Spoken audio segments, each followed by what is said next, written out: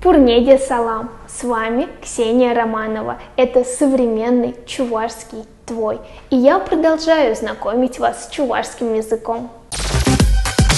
Чувашия – республика с богатой историей и культурой. И, конечно же, если речь заходит об образе чувашской девушки, у вас наверняка возникают определенные ассоциации относительно одежды.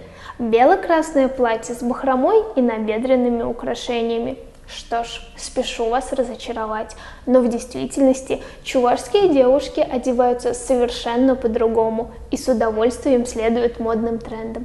А если парень хочет сделать вам приятно и обновить ваш гардероб, то он скажет: «Чуном, адя и абазана шенеге бейльзе барадов, хоже килежеть». Чуном, адя и абазана шенеге бейльзе барадов, хоже килежеть. Душа моя, давай я куплю тебе новое платье. Какое тебе нравится? Что ж, покупка нового платья – отличный повод сделать несколько фото для соцсетей. И здесь вам пригодится фраза «Адя инстаграм вали сону герджексем тума гаятпор». «Адя инстаграм вали сону герджексем тума гаятпор».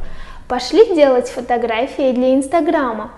Такое незамысловатое предложение, произнесенное в правильный момент, легко обеспечит вам фурор в Инстаграме. Раз уж в сегодняшнем выпуске меня тянет в тему отношений, то самое время вспомнить интересную фразу, которая добавит вам 100 очков при знакомстве с родителями парня. «Салам анне, эбы сыраньвали хуплу бежерзе гильдам». «Салам анне, эбы сыраньвали хуплу бежерзе гильдам». Здравствуйте, мама, я приготовила для вас хуплу.